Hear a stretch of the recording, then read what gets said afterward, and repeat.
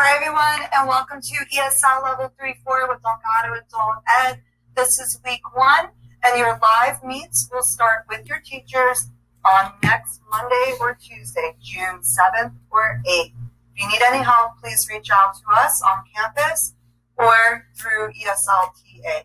My name is China, and I will be helping review the videos each week to tell us what we will be focusing on. So this week, you will focus on making recommendations, requesting help politely, agreeing to a request, refusing a request, and identifying home problems using descriptive adjectives. We're also going to use the terms let's and let's not to talk about our recommendations. All right, grammar focus. We have 4 pictures here. We have a stained carpet, smashed wall, cracked plaster, and peeling paint. Which is which? Cracked plaster. The plaster goes over the bricks. The plaster is cracked. Stained carpet. The carpet has a stain. It is stained.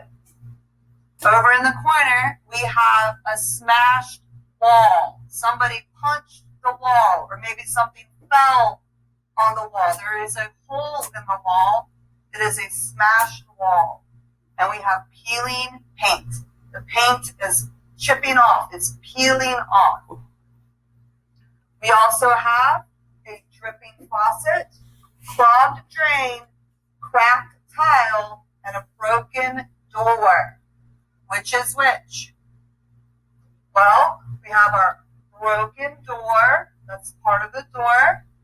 We have a clogged drain. The drain is clogged. The water is stuck. It will not go down. We have a dripping faucet over on the far side there. Drip, drip, drip, drip, drip, dripping faucet. And then we have a cracked tile. The tile is cracked. Okay, we're going to use some of these terms today, or these problems, to talk to our landlord, or maybe a repairman in general, about fixing these problems. So we're going to use the terms can and could, and we're going to talk a little bit about how we want to be very polite when we talk to our landlord. So we're going to use can. We might want to use the word please in there. Can and please go together a lot of times, right? And we also have this term could. Could is a little bit more polite than can. That's why can usually gets a please with it. All right. So we can use can and could to ask for permission, to request something, to offer to help someone or give a suggestion, and we can also make them negative. Read the sentences over to yourself. Study, copy, practice. All right. We're also going to use the terms will and would to make requests, to refuse something when we make it a negative. I won't let you paint. To make an offer, or when we're talking about the future. So read over those sentences and think about will and would.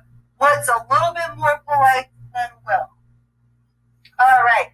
In here we have some videos that you can watch in your slides that help you to hear some sample conversations with the landlord. Please check those out.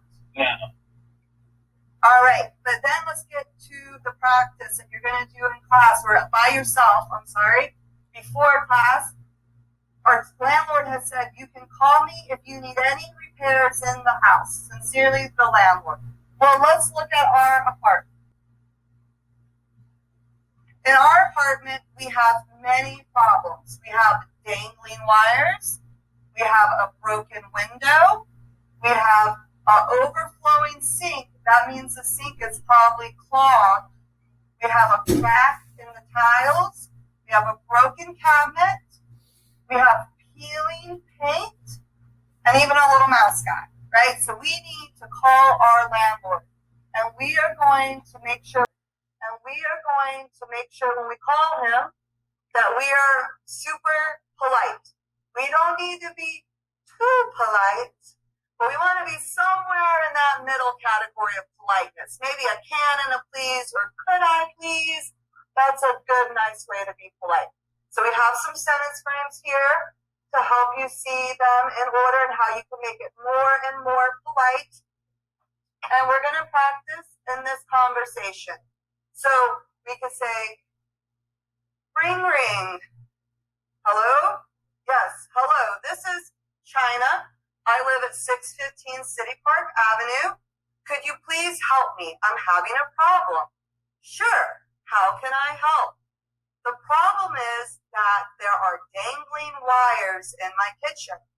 The problem is that my sink is clogged. The problem is that the tile is cracked.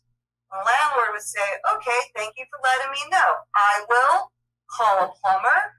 I will send an electrician. I will come by to look at the problem. I will call you back tomorrow. Great. Thank you. Fill in this scenario of a conversation with some of the problems from the photo or other things that you might have come across in your real life or from our vocabulary from the beginning of the lesson. There's also opportunity for you here just to write out and think about some more complete sentences and scenarios and what would the landlord do in such a scenario. All right, for our charts, graphs, and data this week, we have just some diagrams that show some different common items in the kitchen. And you can see the little numbers will pop up as you go through the slides. And then we also have that for the bathroom. Study those pictures and then look at the pictures that don't have the dots and see, do I remember? What are all of these items? All right, it's time for a break. We'll be back with part 2. Okay, welcome back, everybody. Let's look at the next sections. So we are going to look at some slang expressions and confusing words. This week's word is let's. There's 2 ways to spell let's. There's with the apostrophe, that means let us, and it translates as we should. And then we have let's without the apostrophe, that means allows, to permit. I will let you go out if you clean your room, right? Or let's go out, we should go out, right? So there's 2 let's. We're going to talk about those today, but we're really going to focus on just the we should, using the we should, to recommend something to a group that includes ourselves. Because we should, or let us, that includes me, right? That includes the person who is speaking. You have a little note down there. Don't worry about that. And there's also the let's not. We should not. Let us not. All right. So we have some options here for your house. We have some different flooring, and we'll start with some conversations, or you'll just fill in the blank with let's.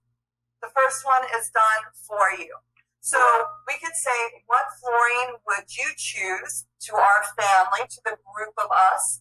And we could say, let's choose the wood floor. And no, I think the tile is better. Let's choose the black and white tiles. But everyone could say, let's not choose carpet for the bathroom, right? We should not choose carpet for the bathroom. All right, the next scenario is a clogged drain.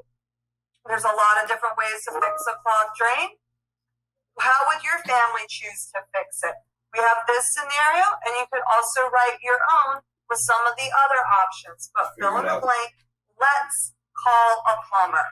Okay, but let's not do anything else to mess it up.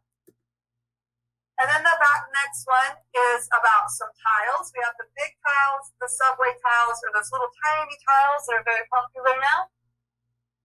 What should you do? Let's choose the white subway tiles. Just practice using let's. Let's.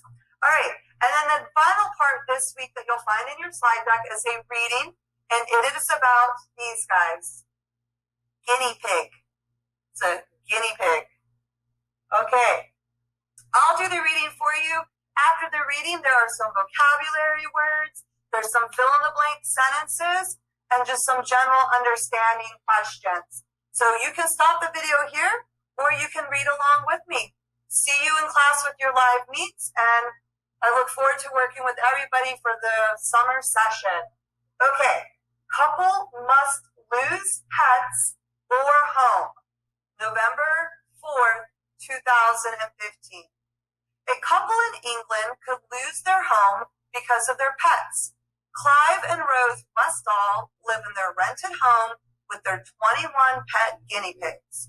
The owner of the house, PCH, say the couple have too many pets. PCH want the couple to get rid of the guinea pigs. PCH said the number of animals is unacceptable. A PCH spokesperson said that the number of pets is not allowed in the contract.